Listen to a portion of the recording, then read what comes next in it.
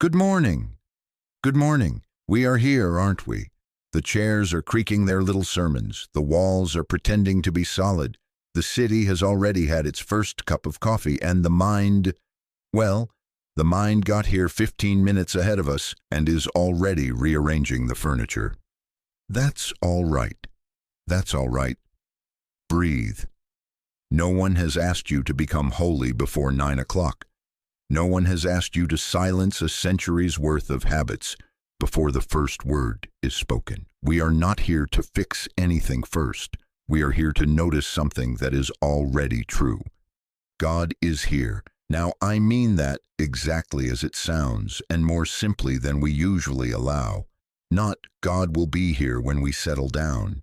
Not God might peek in after we have repented of whatever we're supposed to have done wrong on the way to the meeting. Oh, not at all. Not at all. God is here. Before we improve anything, before we get a grip on ourselves, before we persuade the mental orchestra to take it down a notch. The presence that is life itself is not waiting in the hallway for us to finish grooming our thoughts. The presence is the room, the light by which we see the room, the quiet that underlies the hum. I am not asking you to believe a proposition. I am pointing to a fact, like pointing out the sun to a person who has been discussing weather reports. We are very good at reports about God, very good at strategies to approach God, and sometimes we mistake the strategies for God. This hour will be wasted if we spend it making better maps and never walk outside. So I am saying at the outset, this won't be a lecture about God. It will be guidance, gentle, practical, into the felt awareness of presence. And that begins with what does not require any effort of yours. God is here. There is a paradox right on the threshold. We say we want God's voice, and yet, if we're honest, we fear the very silence in which it is heard. Isn't that so? We profess, "Speak, Lord," and then we keep up a commentary just to make sure no dramatic revelations sneak up on us from behind. We like a little background music, a little rustle of thought, a few respectable anxieties to keep us company. Why? Because silence seems to be a thief of control, and we have grown fond of control even while complaining about the weight of it. I'm wondering who I'm kidding, because I have watched in myself the same dance. Come, presence, and under the breath, but keep it familiar. You need a sense of humor for this work. You really do. Otherwise, we take our fear so seriously that we defend it as wisdom. Let me say what I mean by silence, so we do not become afraid of shadows. The silence I speak of is not the absence of traffic or the miracle of a quiet neighbor. It is the absence of compulsion to manage life with thought. It is an inner stillness that does not argue, does not outline, does not bargain. I wonder, just as a question to carry with us, is it possible that the noise isn't outside at all, but the habit of thought itself? The habit, good or bad, religious or profane, cultured or crude, that keeps weaving pictures and then believing those pictures are the reality. Is it possible that the still small voice has never been gone, only over-talked? Now, do not hear a condemnation of thought. Oh, not at all, not at all. Thought is a fine servant. It will make a list, add a column, take the garbage out if you ask nicely. But as master, thought is a tyrant. It will tell you what you are and what you aren't, what God must do to meet your needs, and then it will hold a committee meeting to debate it. We are not here this morning to make better committees. We are here to discover that there is a level of awareness, available, natural, above the sea of thought, and in that elevation the air is clear enough to feel God's presence as actual, as factual, as immediate as your own breath. How do we begin? By not beginning in the usual way. We do not start with a petition. We do not start with a plan to earn God. We start with acknowledgement, just acknowledgement. God is here. Let those words rest on the mind the way dew rests on grass, lightly, without pushing. God is here. If your mind immediately begins to judge the conditions and say, well, not with these bills, not with this diagnosis, not with that relationship, Just smile at it as you would a child reciting a poem they learned long ago. Thank you, and now, God is here. This is not a mystical trick. It is the simplest realism. Reality is God's presence. All else is picture and report, and we will treat our pictures and our reports kindly, but we will not worship them. Something in you already knows what I am saying, or you would have found 100 better uses for this hour. Something in you is weary of carrying the weight of the world on a personal shoulder and is ready, hesitatingly perhaps, but ready, to see if resting in presence isn't safer than bracing for disaster. If fear of silence pricks you as I speak, let me reassure you, you are not about to lose anything worth keeping. Silence does not erase your intelligence or your sense of humor. It does not make you passive or strange. It simply puts the personal will in its rightful place and lets the presence that has always been the life of you come to the foreground. And then, curiously, what you call you becomes more alive, not less. Is that not what we secretly hope while pretending we must negotiate for it? Now we are going to walk together, not rush, not climb a mountain in one step. For today, we begin by letting the mind notice the fact of presence without trying to feel spiritual about it. If there is a feeling, wonderful. If not, do not manufacture one. We are only consenting. We are saying inwardly, "Here I am, Father," and then we are not filling in the rest of the sentence with our program. We are giving God the courtesy of God's own way of being here. Let us, even now, taste a moment of that courtesy. Sit softly in yourself. Do not adjust your breath. Let it be. Do not improve your posture unless falling off the chair seems imminent, in which case, do whatever charity demands. And inside, very quietly, whisper, not aloud if you prefer, but as a movement of awareness, God is here. Say it without urgency. God is here. Again, and each time, release the mind from finishing the sentence with a request. God is here. If distraction comes, do not arm wrestle it. We have not come to be gladiators. We have come to be receivers. Return to the simple acknowledgement. God is here. This is the safe beginning of our work. It secures the ground under our feet before we take a step, for the next step will only be safe if taken on that ground. We do not make God come. We discover that God is. And on that isness we will build gently in the minutes ahead, a way of listening that will show us the difference between noise and the voice that is not a voice at all, but a presence. For now, let the morning be simple. God is here. Now, if we are to abide in that simple acknowledgement, God is here, we must also be honest about the racket that usually occupies our inner house. I don't mean only the traffic or the neighbor's radio or the industrious garbage men who always arrive at the precise moment the soul imagines it will become a saint. I mean the more insistent music, the steady hum of thought, the commentary on everything seen, heard, tasted, touched, smelled, remembered, feared, planned, judged, defended, and rehearsed. Thought rehearses breakfast. Thought revises last Wednesday's conversation. Thought projects the lawsuit, the promotion, the diagnosis, the apology someone else really ought to make. Thought even imagines what God must be thinking about our thoughts, and files a report. This is the sea I speak of, and it is not a wicked sea. It is a very busy sea. It is the sea of impressions and conclusions, the waves of association and comparison, the tides of memory and anticipation. It is fascinating, hypnotic, and it convinces us. This is life. We call that swirl me. We call that weather my day. We stand in the surf up to the chin and wonder why we cannot make out the still small voice.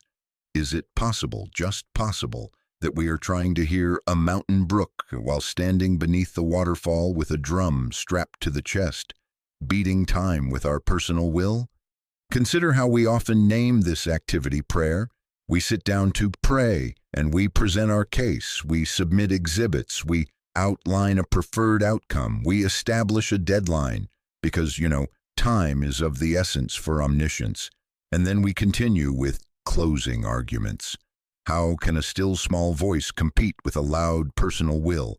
How can realization enter a courtroom where the judge, the attorney, the witness, and the stenographer are all the same anxious mind?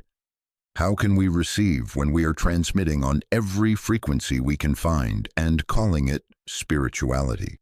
Let's not make enemies of our thoughts. Oh, not at all. Not at all. The mind is a competent bookkeeper and an industrious servant. It can count the receipts. It can remember the dentist appointment. It can even write a decent letter of apology when humility finally gets a word in.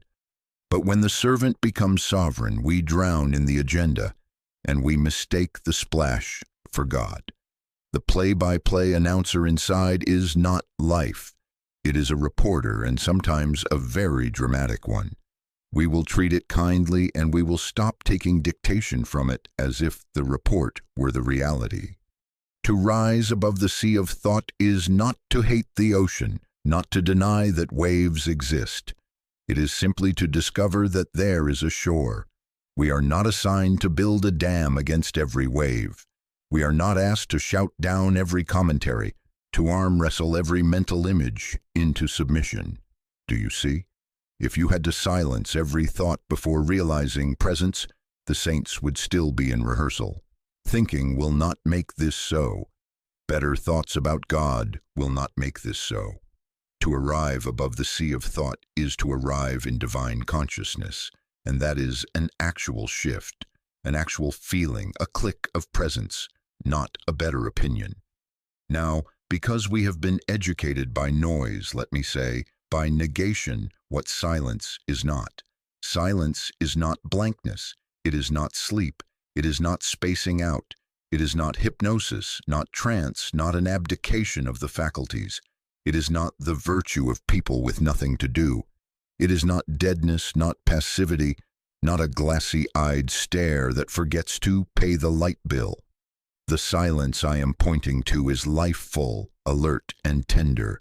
It is the cessation of compulsion. It is the end of inner bargaining, the halting of the committee meeting within. It is the simple readiness to be without running a commentary about being. It is rising above the sea of thought, into the air where presence is not inferred but felt. Have you noticed that much of our misery is not what is happening, but what is being said about what is happening? The event takes 10 minutes, the commentary runs a week. The body has a twinge. The inner reporter prints a morning edition, an evening edition, and a Sunday supplement. We are so quick with mental headlines that we rarely ask if the headline is reporting a fact or selling a story. Is it possible that we could stop buying every edition? Is it possible that the very space in which a thought appears is more truthful than the thought itself? When we try to hear God while staying submerged, we are like divers with our helmets on, upside down. We increase the effort, we deepen the frown, we get very sincere. And sincerity, bless it, is not the same as surrender. We speak louder internally, we rehearse the good arguments, we defend the undefendable, we accept the blame for weather patterns that began in 1843. We curate a museum of self-judgment and charge admission. Tell me, how can a still small voice compete with rehearsed arguments, with self-judgment cross-examining us on the witness stand, with the personal will pounding the gavel and shouting "sustained" every time grace attempts to enter a word? Prayer, then, reversed, is not the mind managing God. It is the mind consenting to be managed by God. It is not another set of polished concepts. It is not theories cross-stitched and hung on the wall. It is the willingness to rise, to turn attention from the content to the context, from the picture to the light by which the picture appears. And in that turning, often quietly, often without any fireworks at all, there is the shift, the click of presence. That click is not a sound. It is the end of inner argument. It is that sweet, almost ordinary recognition. Oh, I don't have to run this. I don't have to be too. And with that, the water's calm enough for the brook to be heard. I can hear someone asking, but how do I stop thinking? You don't. You do not wrestle a wave into stillness. You step onto the shore. You do not shout into a microphone to test if it is on. You listen for the room. You do not try to become blank. You become available. Let the thoughts play out their momentum like a record finishing the last groove. Let them exhaust their importance without your applause. The aim is not to produce holy thoughts about God, but to let the awareness of God announce itself.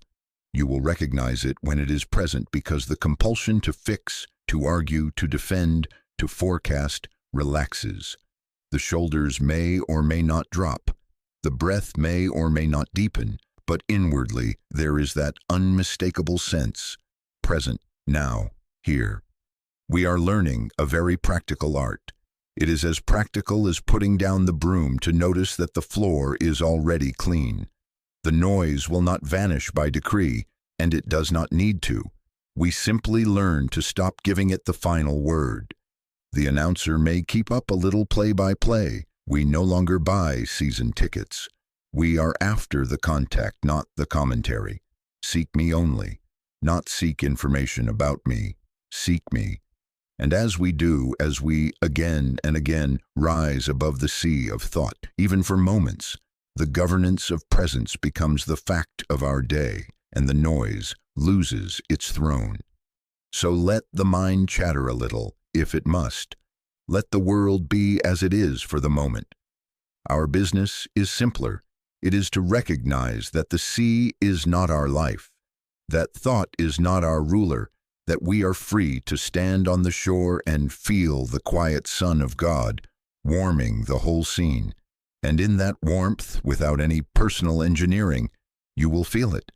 The click that says, life is here and I am in it, and it in me.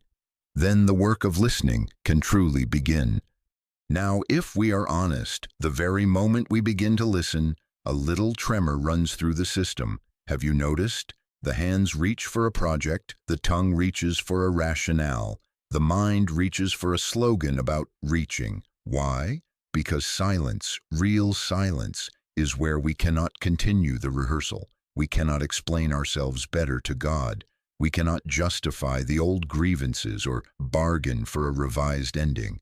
In silence, the personal I, the busy stage manager, discovers that the lights are dimmed, the script is missing, and the audience is not taking notes. It feels like losing control, and let us not tiptoe. Yes, it is. It is the loosening of the grip of that fictitious sovereignty that has been so exhausting to maintain. Oh, not at all, not at all. Do not hear that as a sentence to passivity or impracticality. It doesn't mean we stop paying bills, forget birthdays, or fail to look both ways when crossing the street. It doesn't turn us into religious furniture. To the contrary, this losing of control is the restoration of right control. It is the passing of the baton from a harried clerk to the true manager of the store. If we have tried running the universe by personal will, we know the results. Frayed nerves, elaborate calendars, and the interesting discovery that sleep is a theory. Giving up that tyranny is not abdication, it is sanity. It is not indifference to life. It is intimacy with life. We need a sense of humor to see how addicted we are to the sensation of managing. We cannot stand in an elevator for 10 seconds without trying to improve the situation. If there is a door close button, we press it repeatedly, even in a building where the electricians have long ago disconnected it. If there is a notice on the wall, we reread it as if the grammar will yield a secret code. If we have pockets, we investigate them, not for treasure, but for the reassuring rustle of competence. And when anyone asks what we are doing, we say, just being productive. Do you see?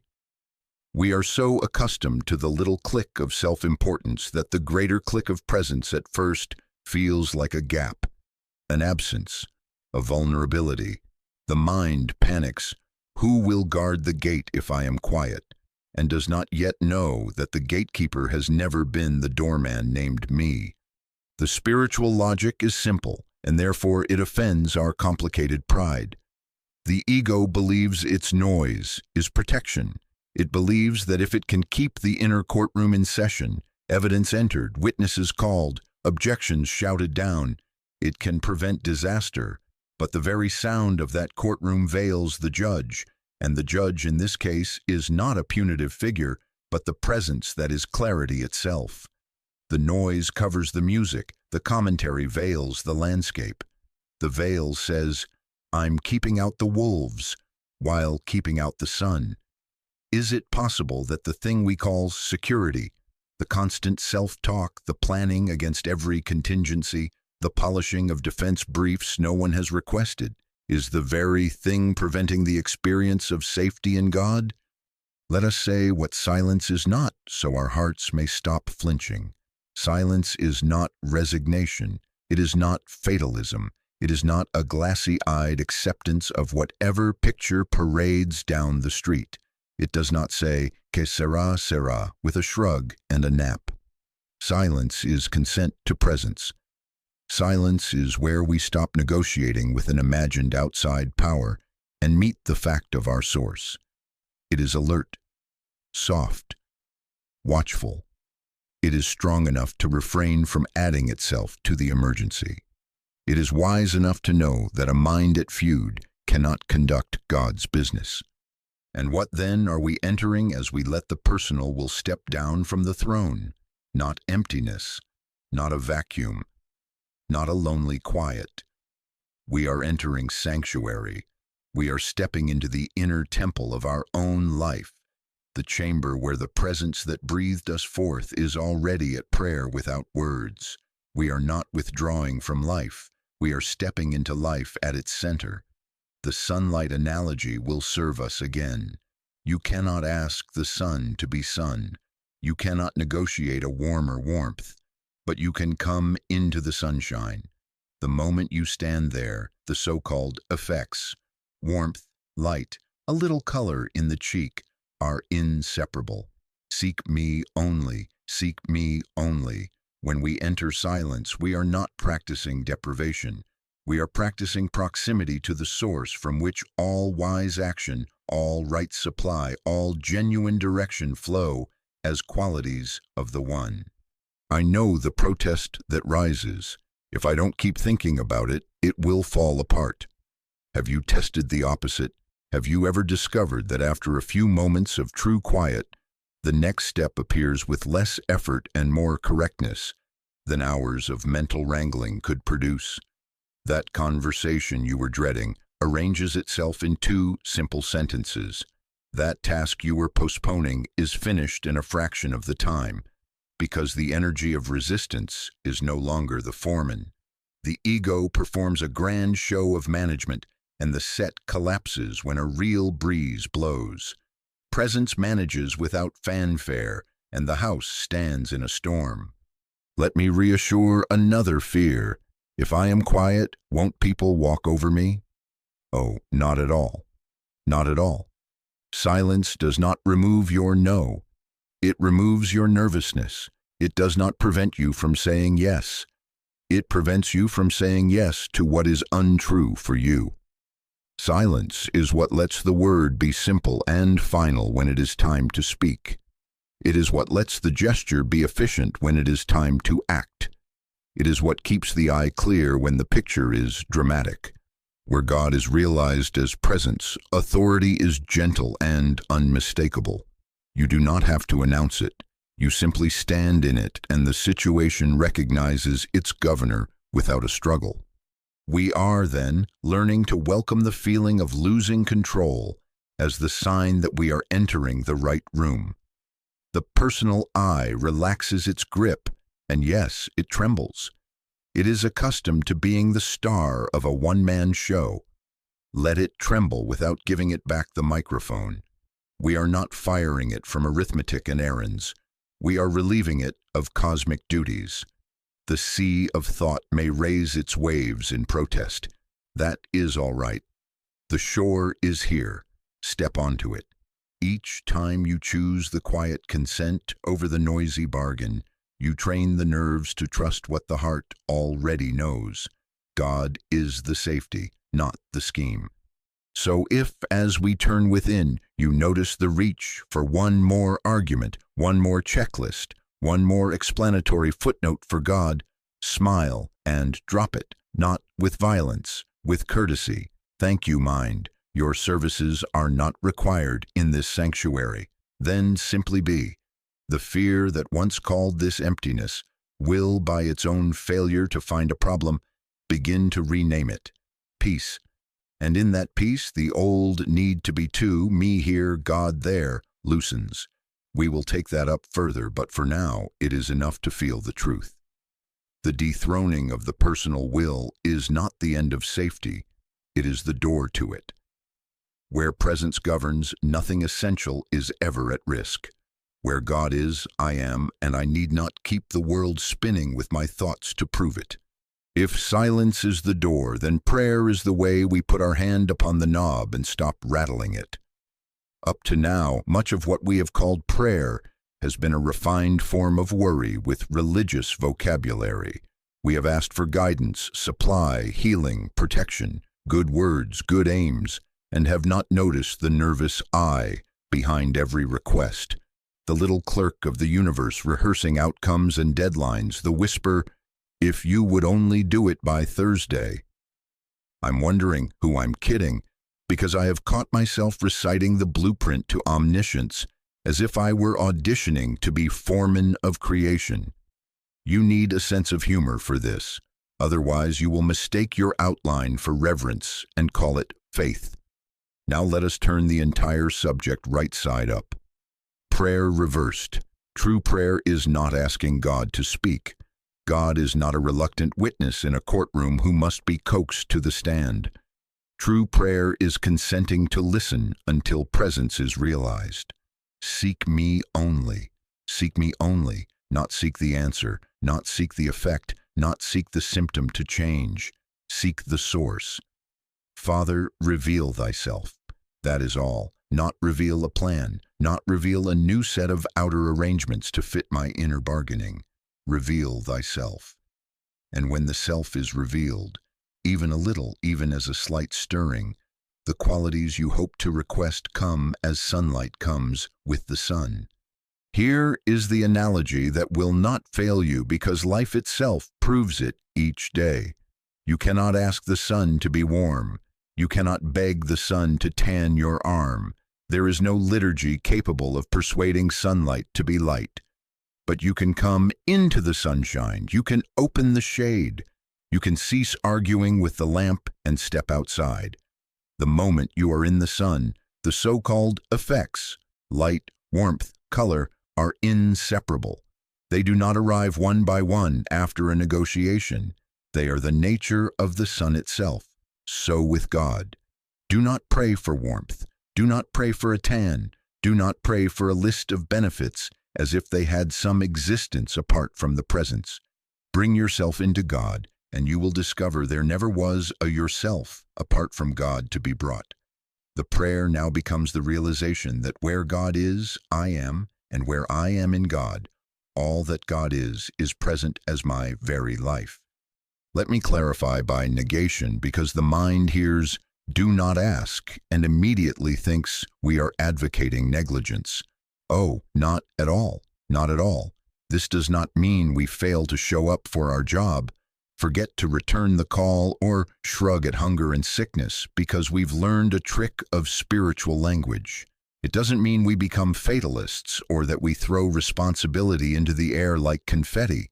It means we stop trying to influence God and start consenting to God.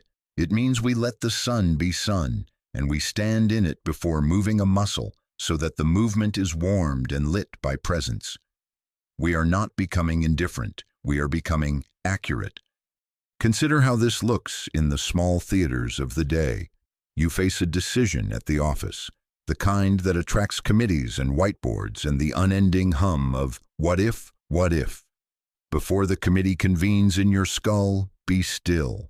Even for 30 seconds, even in a busy corridor. Inwardly, Father, reveal thyself. Not reveal the winning argument, not reveal how to outmaneuver my competitor. Reveal thyself, then listen, listen, not for a sentence in English, but for that shift, that easing of will that says, present. Now act from that presence, and notice how the action that emerges carries far less personal strain and far more correctness than the very clever plan you nearly mailed to yourself by certified post. Or a conflict with a loved one is looming. The script is already rehearsed. Every line sharpened like a little spear. You know the feeling. The personal I has its brief in hand, and there is a strong desire to launch it with perfect timing. Stop, even in the doorway, even with a hand on the knob. Seek me only, not seek the upper hand, not seek to be right. Seek the one. Then, with no theatrics, listen. If a word comes, it will be simple and exactly sufficient. Sometimes it will be no word at all, just a different tone, a softened eye, and the quarrel collapses for lack of a director. You did not win an argument, you abandoned an identity that required one. Or, the body sends up a flare, and the reporter in you starts publishing extras. Here, prayer reversed is not denial of the body nor disdain for doctors. Oh, not at all, not at all. It is order. First presence, then procedure. Father, reveal thyself. Rest in that request long enough to feel the inner hand unclench. Then do the next ordinary wise thing. Call, consult, care for. But notice how the fear that was writing headlines no longer dictates the policy. Presence governs and fear retires from the board. Someone will ask, but what if I hear nothing? You will if you mean by hearing the end of arguing. The still small voice is not a broadcast with a theme song. It is the ceasing of compulsion. It is the moment when the inner tide turns out, and you may not yet know what to do, but you know you are not to. Wait there. Wait with love. True prayer waits, listens, and allows being to announce itself. And when it does, you will find that the very room you were in has changed tone, though the furniture is the same. Let us be frank about the temptation to smuggle requests into this listening. The ego will say, of course we shall seek God first, so that we can get on to what we really want. Catch it, smile. Get thee behind me, me. We are not playing a priority game to butter up the deity. We are coming into reality, and in reality the supposed separated I that had a private wish list is exposed as a case of mistaken identity. Father, reveal thyself is not a magic phrase. It is the end of magic. It is the beginning of honesty in prayer. We exchange inducements for intimacy. We trade the request for the revelation. Never pray for anything at all except a deeper awareness of God's presence. If you keep that one instruction as a little card tucked in the mind's pocket, you will find it interrupts 1,000 anxious sentences before they get traction. And paradox of paradoxes, as you stop grabbing at effects, the right forms begin to assemble around you without your theatrical contribution. The phone call arrives unscripted. The funds appear in a channel you did not diagram.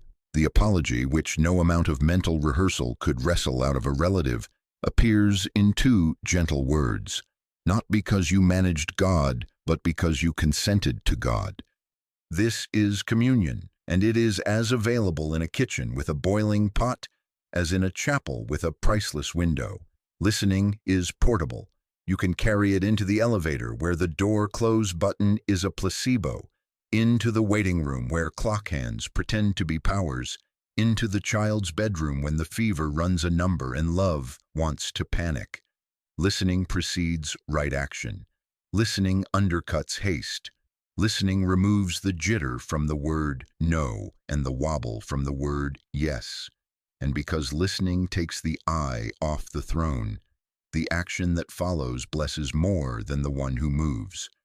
Let us then establish this in ourselves as a gentle law of the inner life. I do not pray to change God. I pray to be changed in my awareness of God. I do not pray to get, I pray to know. I do not petition for a voice. I become quiet enough that the ever-speaking presence is recognized. And then, quite naturally, daily life begins to resemble a conversation rather than a campaign. Presence governs, and we discover, sometimes with a surprised smile, that the government rests on shoulders we no longer strain to stiffen. Seek me only, Father, reveal thyself, and in that simple fidelity, everything necessary arrives with the Son. Now let us be very plain about this listening, because right here the imagination plays its little theater and then blames God for poor stagecraft. The still small voice, as we use that phrase, is very rarely a sentence in English that drops from the ceiling with a signature. If you are waiting for an audible baritone with perfect diction, you may be postponing God to accommodate Hollywood. The voice is not usually a sound at all. It is a shift. It is an inner assurance without argument. It is the end of the committee meeting. It is the quieting of that tense impulse that says, I must manage this, and the arising, just as soft, just as unforced, of a knowing that needs no debate. That is the click. I call it a click not because you will necessarily hear a mechanical snap, but because the experience is as definite as a latch seating in a door. 1 second the handle wiggles and you wonder if the room will ever feel safe. The next second nothing outward has changed, but inwardly the latch has seated. The atmosphere clarifies, the temperature of the heart shifts a degree toward peace. The compulsion to rehearse your case relaxes. You do not have more facts, you have less noise. You may not yet know the second or third step, but you know this, present. And in that presence, the need to be two retires from its post for the moment. Thought, on the other hand, is a parliament. It debates, amends, filibusters, and quotes its own rules with great authority.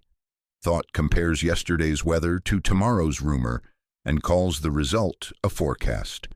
The still small voice does not argue its case. It does not present exhibits. It does not shout down opposition. It is simple, directive, often wordless. Sometimes it is as clear as this is the way, not in syllables, but in a direct line that appears where there had been a tangled skein.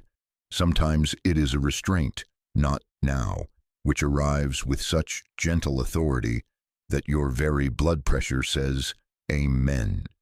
Isn't it interesting that when this click is present, we do not need an explanation, and when it is absent, no explanation can satisfy? Have you noticed that?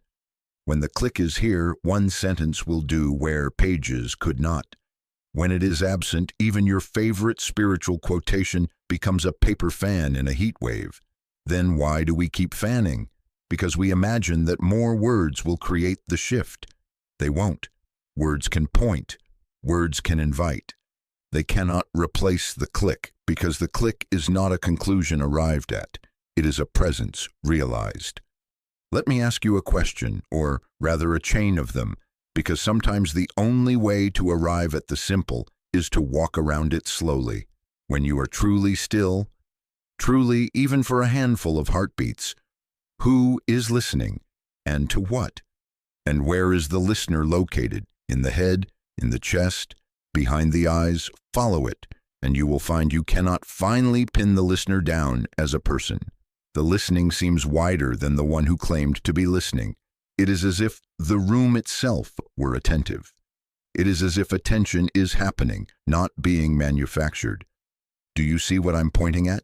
The voice and the listening arrive together as one climate, one awareness.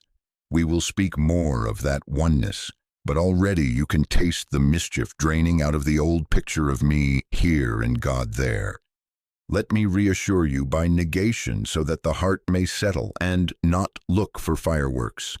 The click is not necessarily a thrill. It is not a goosebump parade. It is not a trance, not a cloud bank of sentiment, not the fifth act of a melodrama. It doesn't make you sanctimonious. Oh, not at all, not at all. It often feels so normal you might doubt it because it is not dramatic enough to impress the ego. Precisely. God does not need to impress. God is the fact. The voice is naturalness restored, compulsion ended, direction without force. If a voice shouts your name from the ceiling fan, check the wiring. If a quiet certainty arrives that requires no witness, bow inwardly and let it govern. How do you recognize the genuine article in motion? Peace first, then movement. Not movement in order to get peace, a sense of rightness without triumph, a willingness to release your brilliant opinion, a dissolving of hurry. Even when the instruction is to move quickly, the motion is clean, not frantic.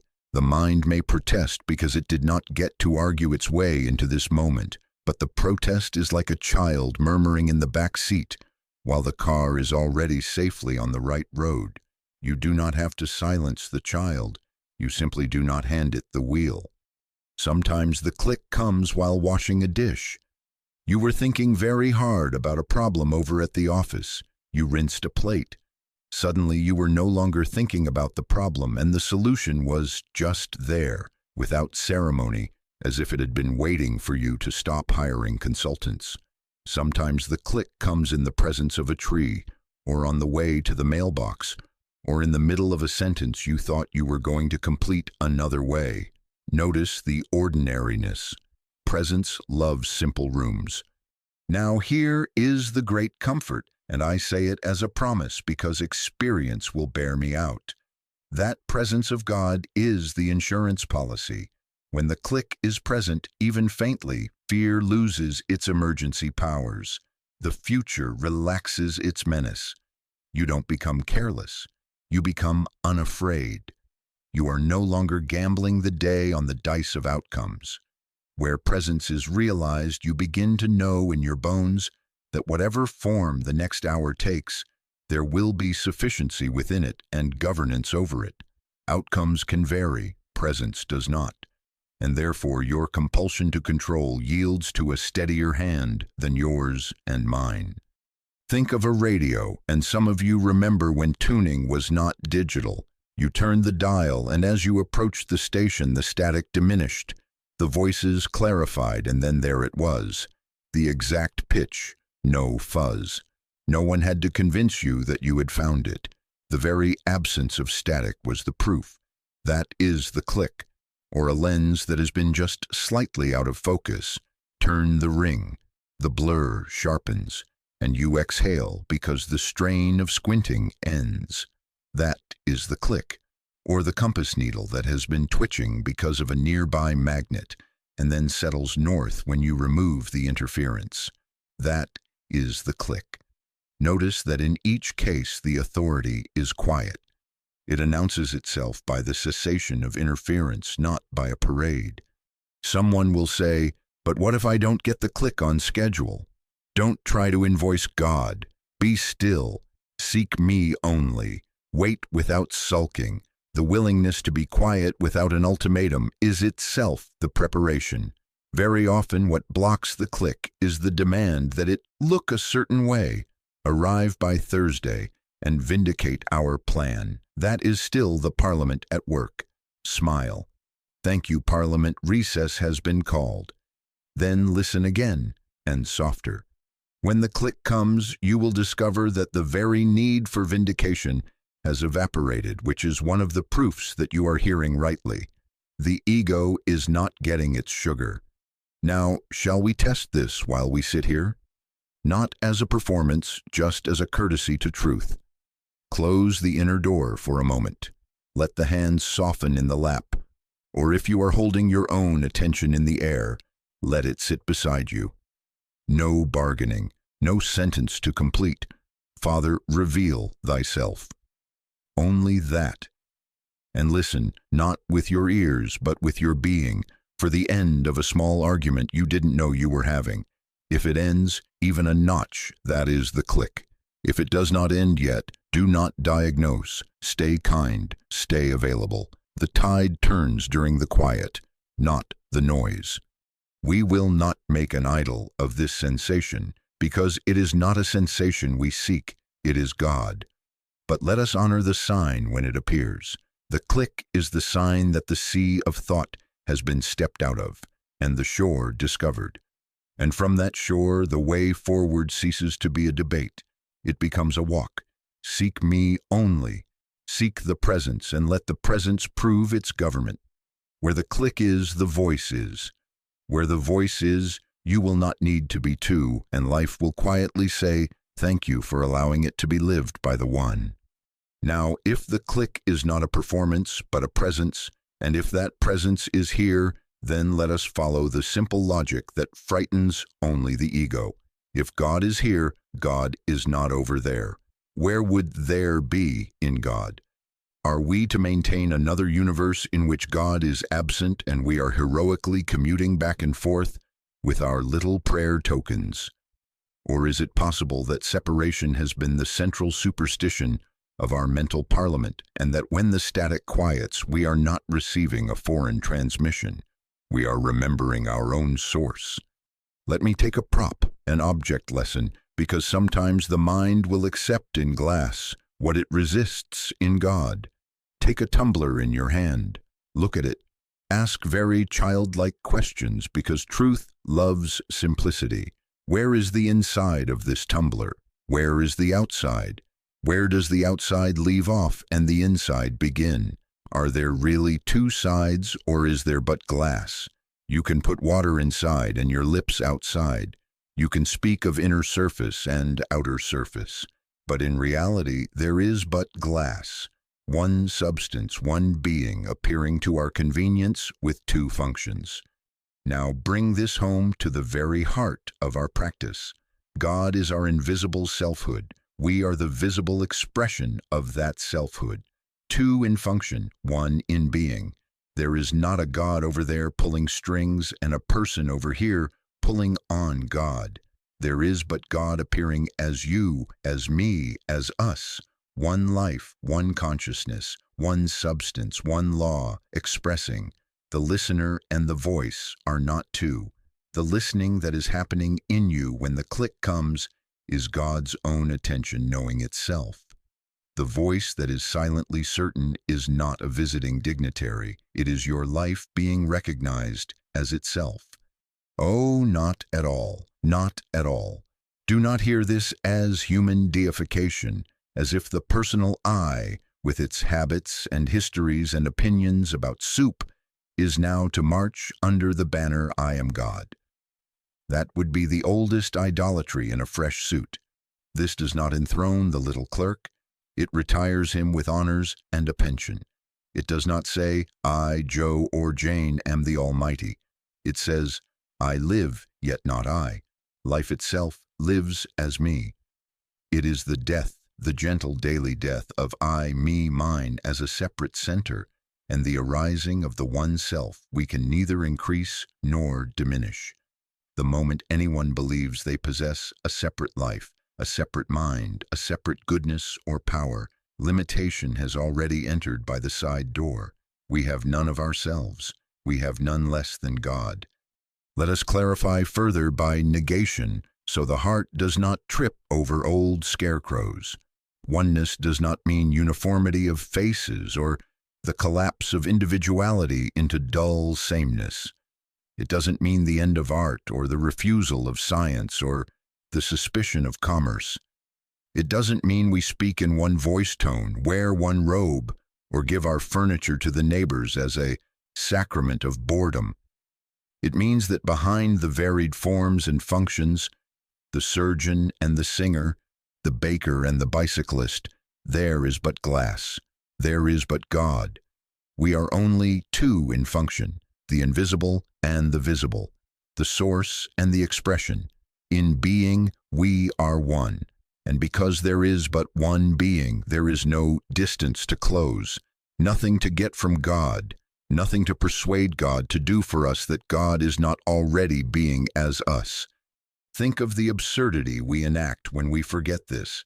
We hold up our little cup to the ocean and beg for moisture. We stand in the sun and say, if only there were light. We sit in the very presence of our own life and request life. When the click comes, that theater ends. We stop trying to get God.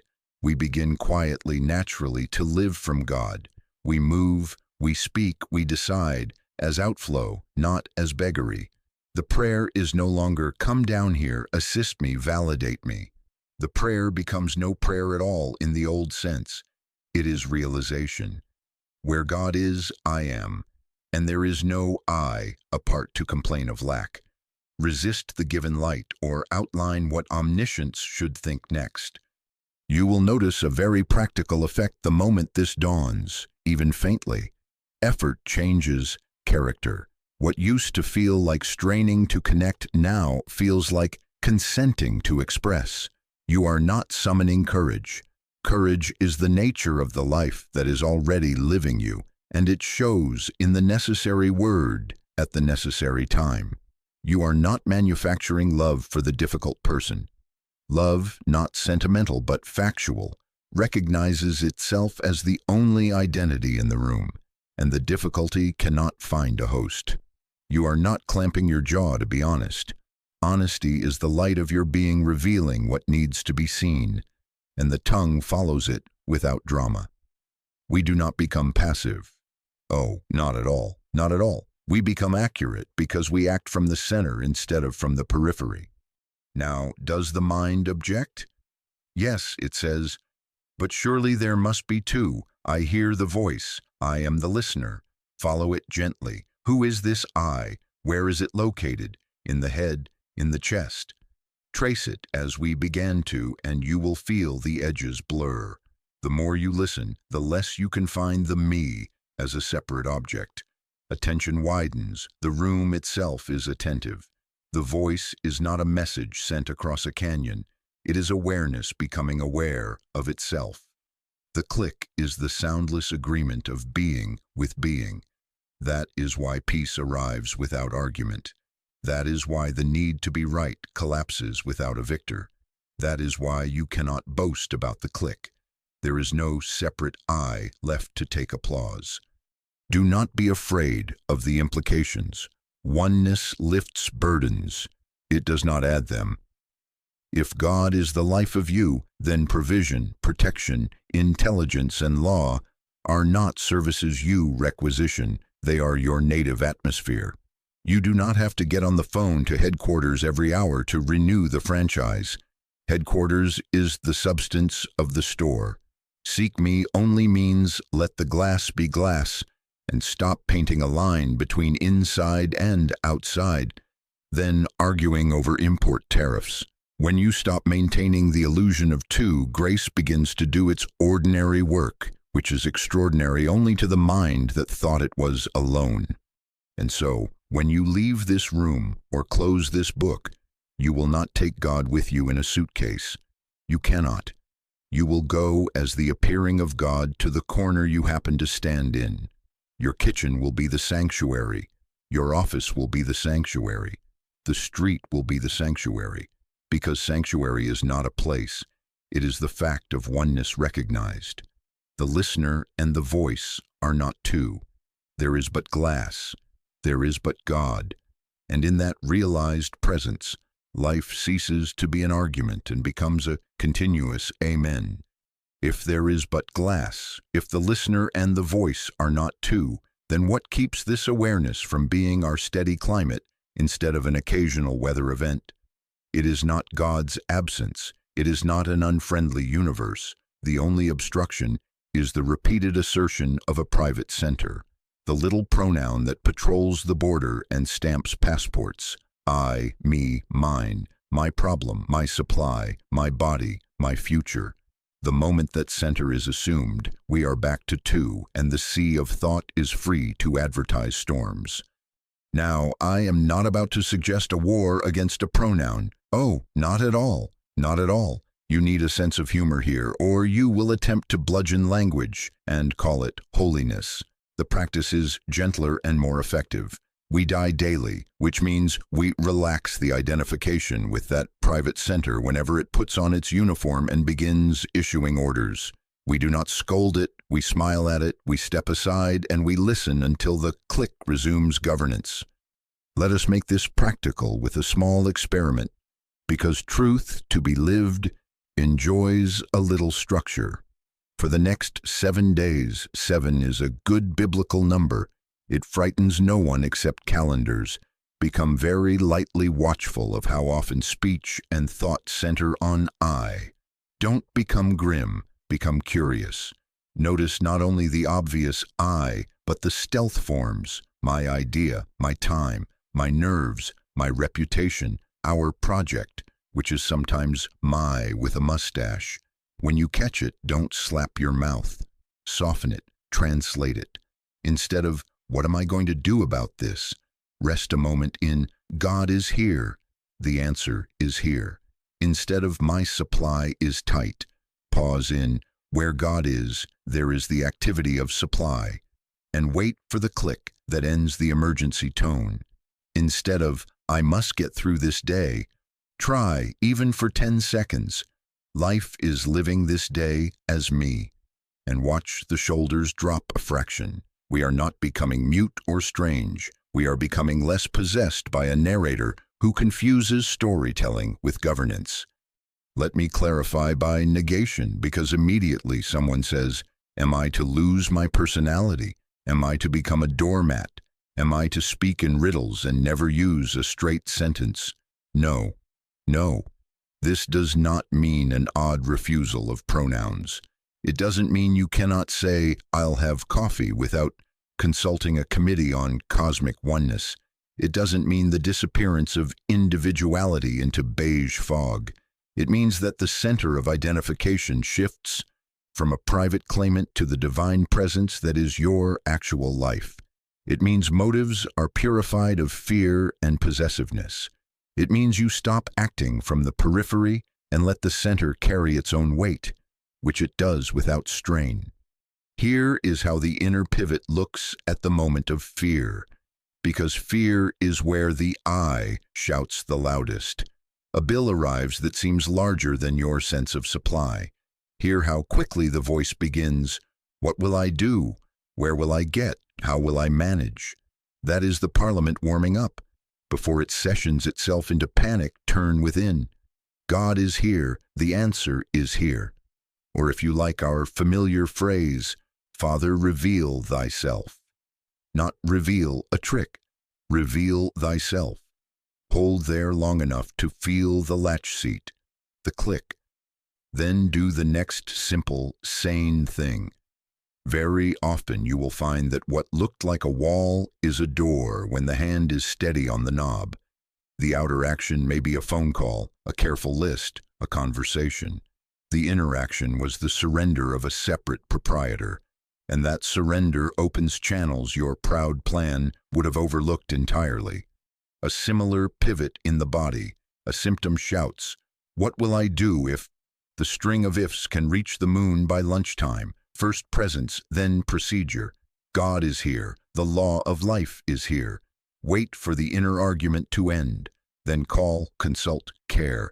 Notice how the tone changes. You are no longer a frightened owner of flesh, bargaining with fate. You are the appearing of life, and life directs its own restorations far better than worry can. We do not deny appearances. We refuse to enthrone them. We do not announce immunity from wise steps. We let wisdom select them. Die daily means the private claimant sits down before the physician stands up. At work, the same practice. My career, my place, my credit. Those are the BBLs, the little clerk guards in a vault made of tension. Smile. Seek me only. Let identity shift, even slightly. To God is the substance and activity of this function. Let it express. Then listen. The still small voice, once episodic, begins to be the quiet background music of the day. Instructions arrive on time, not in panic. Restraints arrive too, not this meeting, not this tone. And they arrive without argument.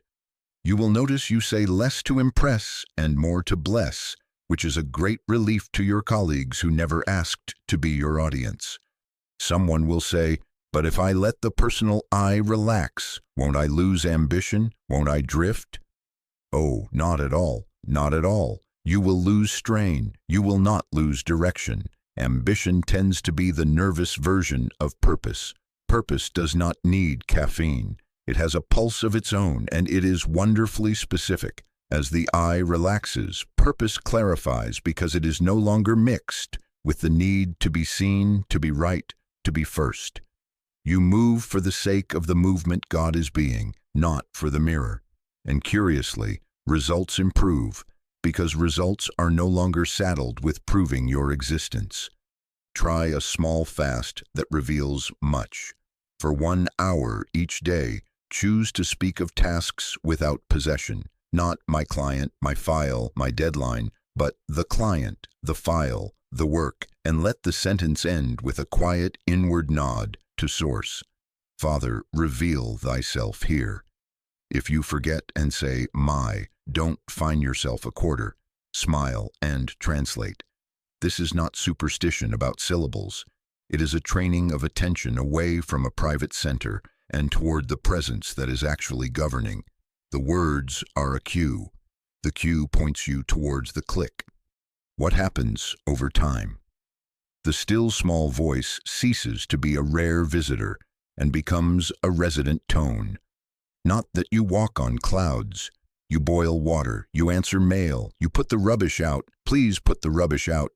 But you do these from a life not privately owned. The need to narrate everything as my story weakens, and with it weakens the pain that attends such authorship.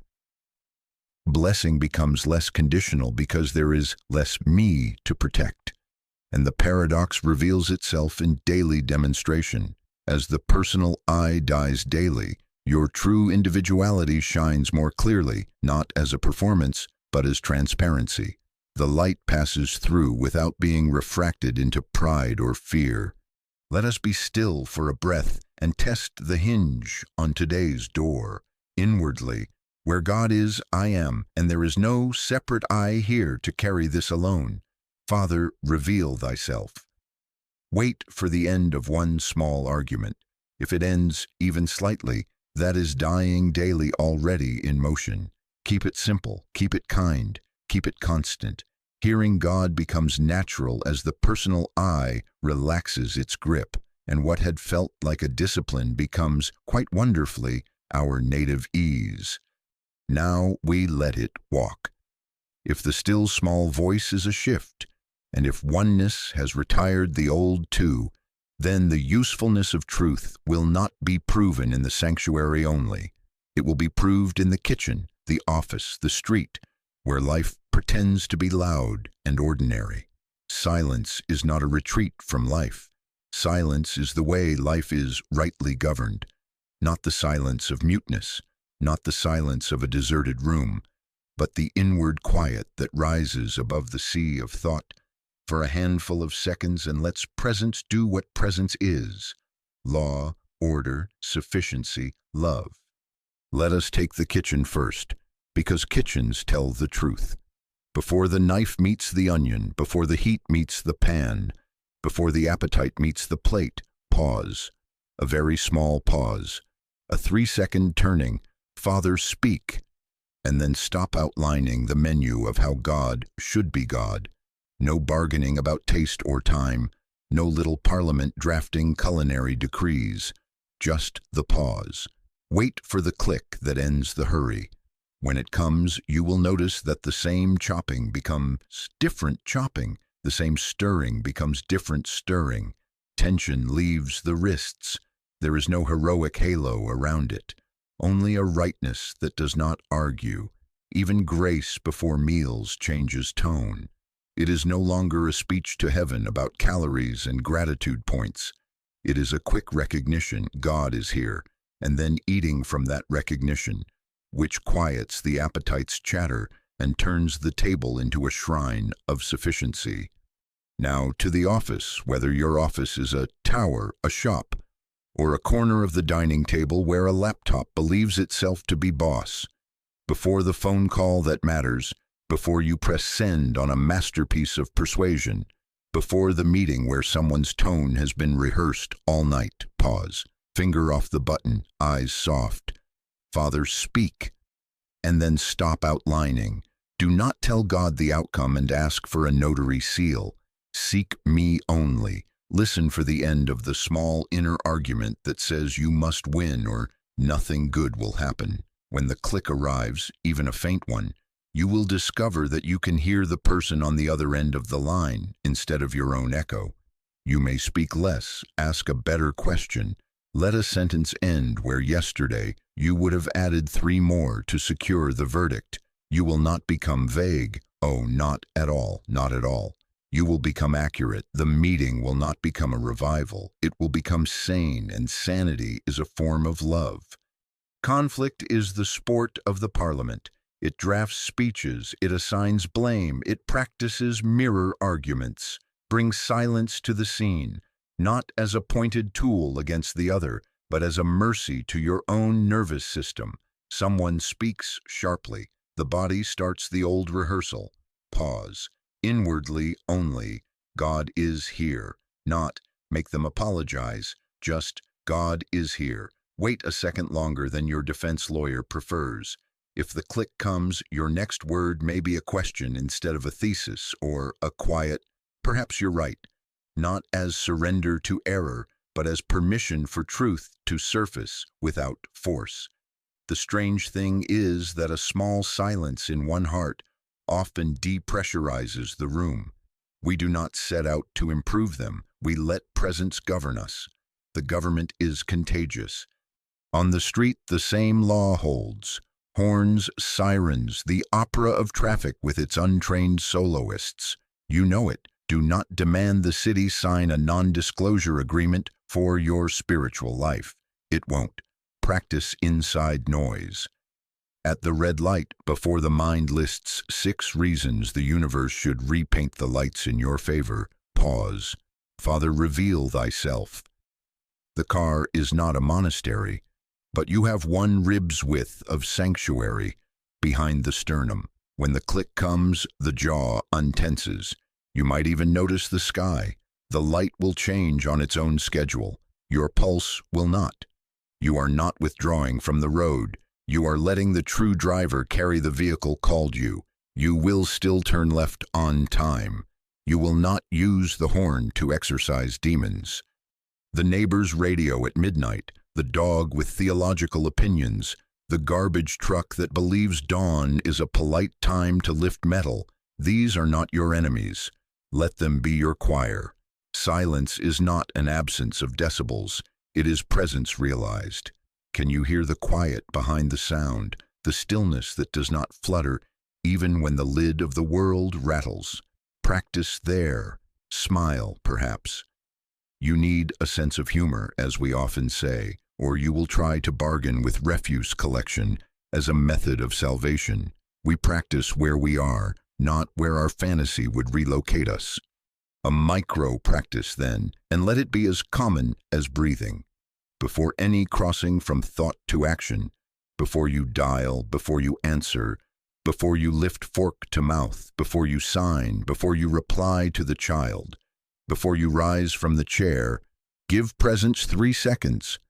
Father, speak. Then listen and stop outlining. Wait for the click. If no click yet, wait 1 more second without sulking. Then move in the direction of peace. Do you see the pattern? Peace first, then motion. Not motion bargaining for peace. You will not lose time. Oh, not at all. The time you would have lost in repair, you will save in right beginnings. Someone will say, but am I to pause all day? Will I ever finish a task? You will finish more and with less mileage. These are not long theatrical pauses. These are the tiny hinges on which large doors swing. The still small voice is not a prima donna that requires the stage cleared for half an hour. It loves alleys and mailrooms and checkout lines. Try it in a grocery aisle where the BBLEs call to be accumulated. Father, reveal thyself. The hand that was reaching for more may take exactly what is right, and you will leave with the same bag and a different heart. What is the fruit of this? Calmer decisions because fear has lost its badge. Less defensive speech because the need to guard a private center has been relieved of duty. Spontaneous kindness, which is simply the nature of oneness, acting without debate. You will notice little mercies appearing, a door held open as if by itself, a phrase arriving that softens a hard hour, a willingness to change a plan without the old ache of pride. You will feel, even when the outer weather is brisk, that life is carrying you, not floating you downstream in indifference, but bearing you with direction, as a current carries the boat that has at last lifted its anchor of self-importance. Try one more picture, and then we will leave pictures for practice. The compass needle trembles when a magnet is near. Remove the magnet, and the needle settles north. The magnet is our outlining. The settling is the click. North is not somewhere else. It is a fact we consent to. In the kitchen, north. In the office, north. On the street, north. Silence is the consent, and presence is the north. Let us prove it lightheartedly this very day. The next time the device in your hand buzzes as if the world could not revolve without your immediate talent, let it buzz one more time. Don't be rude, be real. Where God is, I am. Wait for the end of one small argument. Then answer from the calm that says, quietly, there is but glass, there is but God. And you will discover that the day, unheroically and wonderfully, begins to govern itself. Seek me only, and watch how presence, not petition, becomes the choreography of your steps. Now, sooner or later in this very practice, someone will come to me or sit alone on the edge of the bed and say, I did exactly that. I turned within, I waited, and there was nothing but sand, no click, no warmth, just restlessness, as if a dozen clocks were ticking in different rooms. Good, good. We are right on schedule, because what you have met there is not God's absence. You have met your habit, and a habit, when first seen in the light, makes a great deal of noise, like a child rattling the crib to see if the house still obeys it. Now, do not be frightened by this, and do not diagnose yourself as spiritually tone-deaf. No, no, when silence seems empty, it is often the mind's last protest before it yields its imaginary throne. The I is used to sending memos, receiving memos, and stamping memos. When invited to retire for 3 seconds, it holds a parade. Do not fight the parade. Fighting is more parade. Do not tape its mouth. That is still the show. Smile at it, as you would at the neighbor's radio that believes volume equals virtue, and return to listening. We are not suppressing thought. We are rising above the sea of thought. You do not yell at the sea to become glass. You step onto the shore. The shore is already there. Let us be practical. Keep your sitting short when it is dry. 10 seconds, 20, 30, many times. That is not failure, that is wisdom. Do not attempt grand, heroic vigils to prove your love. Love is not impressed with your stopwatch. Sincerity, not duration, is the measure. Willingness, not sensation, is the measure. Perhaps in the morning before the day salutes you with requests, Father, reveal thyself. Then listen, perhaps before a phone call, perhaps at the sink, perhaps at the door before you leave. Not long, true. If there is no click, do not manufacture one. You cannot blow on a compass to speed up north. You let it settle. And let us clarify by negation so the heart is not fooled by the carnival that sometimes comes with beginnings. Do not chase visions. Do not chase voices. Do not chase thrills. It doesn't mean visions are evil or thrills are illegal. It means they are weather, and we are not studying meteorology. We are consenting to climate. The still small voice is not a special effect. It is a steadying. It is the end of a small argument. If lights and colors pass by like an unannounced parade, wave kindly and let them pass. Seek me only. If there is tingling in the knee, be gentle with the knee. Do not write a theology for the knee. The more we chase phenomena, the more the personal I is back in the captain's chair, decorating its uniform with spiritual medals. I saw, I felt, I achieved. Put the chest away, there is but glass. Dryness appears, I assure you, very often at the exact moment the personal self demands a result. I have done my part. Where is my peace? I have waited 9.5 seconds. Where is my click? There is the old proprietor counting coins. So we use the same medicine we have used all along, relinquish the demand and return to seek me only. Not seek a result, not seek a package with peace stamped on it. Seek the presence that is peace, whether you feel it or not in that moment. We turn from outcome to source, as we would turn from asking the sun for a tan to consenting to stand in the sunshine. If it is foggy today, is the sun bankrupt? Or have we merely learned patience without sulking? A little humor will save you many years. Sit down to be silent and watch how industrious the mind becomes. It will remember the laundry, the letter, the lemon you meant to buy last Thursday.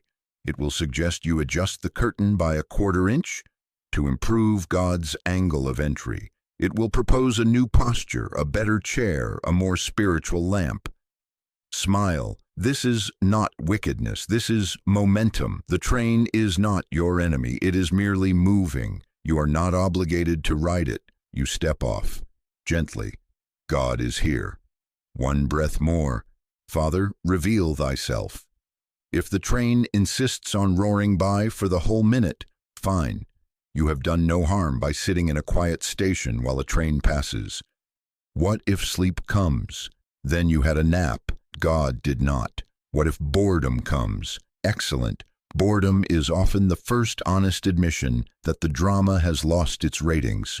Do not spice it up. Sit one more 10-second sitting later and one more tomorrow, and while you are not watching, the roots drink. The well is there even when the rope is dry. Thinking won't make this so. Hurrying won't either. Quiet fidelity will. A word now about measuring. Please do not keep a little ledger. Monday, no click. Tuesday, maybe a click. Wednesday, half a click. Refund requested. You are not auditing infinity. Measurement belongs to commerce. Grace does not sell by the ounce. We keep only one index. Did I show up willing, and did I consent to listen without outlining? If yes, then the practice has already succeeded at its only aim, turning from 2 to 1. Effects will announce themselves in their own language. Peace where there was argument, wisdom where there was noise, sufficiency where there was clawing. They announce themselves when they please, not when summoned by a bell. Let us make a small rule that is not a law. When dryness comes, shorten, soften, and return more often. Shorten the sitting, soften the will. Return as you would return to a friend's porch, not as a soldier reporting for scolding. Lift no weights in there. Sit down. Where God is, I am. If a phrase helps, use it. If it begins to become a spell, let it go.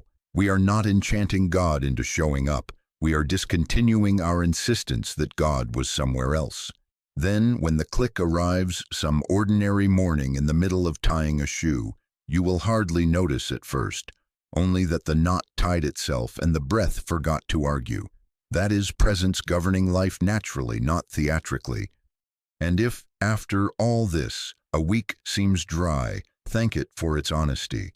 Dryness revealed the place our loyalty had drifted to. Effects. We release them. Seek me only. We rise above the sea of thought without hating the sea. We allow the mind to do what it does while we cease doing what we are not. We stop being a separate proprietor demanding dividends from divinity.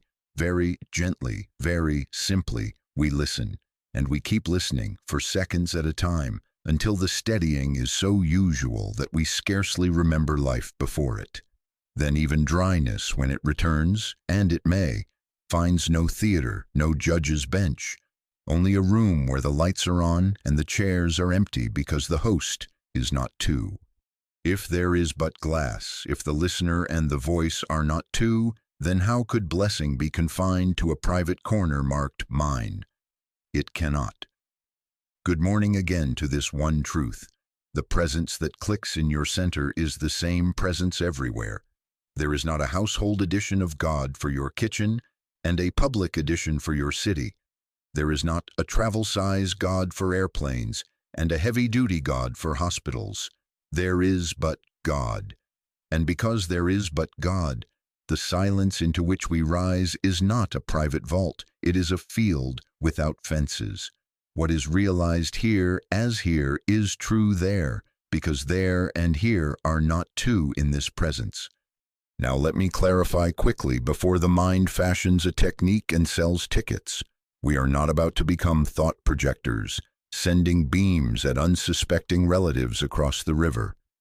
Oh, not at all. Not at all. We do not treat people mentally. We do not manipulate outcomes. We do not outline for the universe what shape harmony must take in time and in place.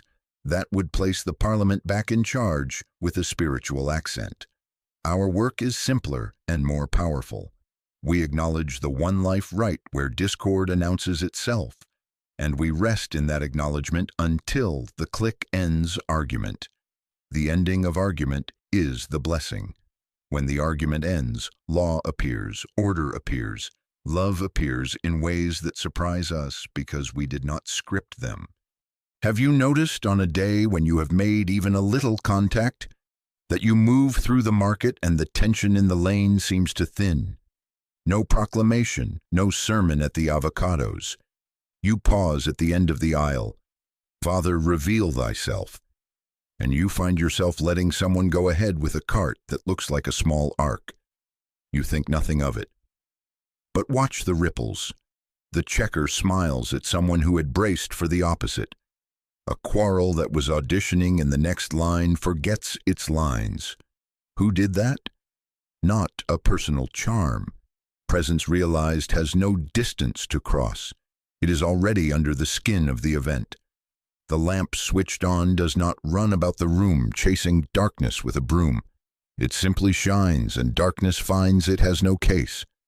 This is what the old teachers called absent treatment, though even the word absent is misleading because nothing is absent in God. It is service without spectacle. A message comes. A friend overseas is in a difficult hour. The old way begins to outline, to draft remedies, to tighten around a preferred plot. Pause. Rise above the sea of thought. Seek me only. Father, reveal thyself right where this picture protests. And then, no mental fingers on their levers, no orders issued to their weather. Wait for the click. When the click comes, there is a shift. Fear unhooks. Tenderness replaces urgency. A trust that is not naivete appears. Sometimes as you put the phone down, another phone rings, and they say, strange, but something eased just now. Sometimes no report comes at all, and yet when you meet again you discover a wisdom in them that you could never have scripted. We are not exporting peace. We are discovering that peace is the atmosphere of oneself in which we and they are breathing. Let me say what it doesn't mean so that we do not slip into pious rearrangements. It doesn't mean we tell people their pain is an illusion and then vanish like superior ghosts. It doesn't mean passivity in the face of need. It doesn't mean we refuse appropriate human acts. Meals cooked, calls made, appointments kept. It means that the motive power of those acts is presence, not anxiety. It means we meet them not as problems to be solved by a clever me, but as God's own appearing discovering itself within the present circumstance. The ethical fruit is unmistakable. Less judgment, more compassion, fewer labels, more listening. The person in front of us who yesterday was that difficult one becomes holy ground. Shoes off, heart soft. And curiously, solutions arrive that respect their dignity because they were born in oneness, not in management. Try a picture that has been faithful for centuries, the sun and its warmth. You do not ask the sun to package rays for one garden and none for the other. You do not select addresses. You come into the light, and warmth is indiscriminate. It knows no fences. Our realized awareness of God is like throwing open a shutter. Light enters the room, and in the same movement, under the same law, illuminates the hallway, the stair, the corner stacked with old boxes. Not because you ordered it so, but because light cannot behave otherwise. To stand in that light, even for a breath, is to consent to universal blessing without personal effort. You may notice this most when meeting the old provocations, the colleague who writes in a tone that invites reply in bold, the neighbor whose dog believes itself to be a prophet at midnight, the news that shouts that the world is returning to Babel at triple speed. In the old way, we sharpen the tongue, draft a treatise, doom scroll. In the new way, 3 seconds. God is here. Father, reveal thyself. The click comes. One sentence you were sure you had to send no longer needs sending. Or it is sent with a different spirit and is heard. The dog continues its ministry for a while, but you discover an affection in yourself that makes a joke of the hour, and the neighbor becomes a person you greet instead of a problem you catalog. The headlines still report, but somehow you are given one small, specific way to bless your corner, an offering, a vote, a visit, not from heat, but from clarity. We stop trying to fix the world as a project. We love the world as ourself, and love is far more intelligent than panic. There is a law in this. Whatever we know in secret is shouted from the housetops, not the words, the awareness. The still small voice received here reverberates as order there, because there is no there to spirit. To speak within, there is but God, and to wait until the inner argument ends is to withdraw the magnet that disturbs the compass of a room, a home, an office, a street. Needles settle, people breathe, steps fall into time. One doesn't know how to take credit for it. There is no credit to take. The blessing is God recognizing God and behaving accordingly. If you wish a small, sturdy practice of universal service, let it be this. Every time a name is brought to you with trouble on its back, refrain from adding your outline to their load. Turn within. Father, reveal thyself as this very one. Do not add adjectives. Do not add deadlines. Do not hold their picture of lack as if you must first wrestle it into decency. Hold God. Wait for the click. Then, if a simple act is given, do it without theater. If no act is given, keep the inner recognition quietly alive as you move to your next task. The fruit will appear where it must, and it will taste of harmony because oneness cannot produce anything else. We are discovering a way of living that is both intimate and unlimited. Intimate because the contact is felt in the heart. Unlimited because the contact by its nature knows no circumference. Where presence is realized, blessing is already universal, not by our effort, but by God's being God. Seek me only. Rise above the sea of thought and let the click settle the needle. Then watch, without watching too hard, how the day around you begins to remember itself as one life. Now let us close the circle and make it very plain, very simple, so simple that even on the busiest morning we cannot miss it unless we wish to. We began with comfort. God is here, before we improve anything, before we arrange a single condition. Then we saw the sea we have been calling life, the noise of thought, and we learned we could rise above it. We acknowledged the fear of silence, which is only the fear of losing the little throne of me, and we discovered that very loss is safety. We reversed prayer from petition to listening. We found that the voice is not a sound but a shift, a click that ends an argument. In that click, oneness is revealed. There is but glass, and as the old I, me, mine relaxes, the presence governs naturally in kitchens, offices, and streets. From there, the blessing proves itself without our managing hands, because oneness has no distance to cross. That is where we have come, not far, just within. Now a rule of life so brief it can be kept by a child and by a chief executive, Never begin your day and never end your day without turning within until presence is felt, even faintly. 3 breaths, a half minute, a minute. Do not measure, simply consent. Before the feet touch the floor in the morning, before the head touches the pillow at night, God is here. Seek me only. Then listen, without outlining, without asking for effects.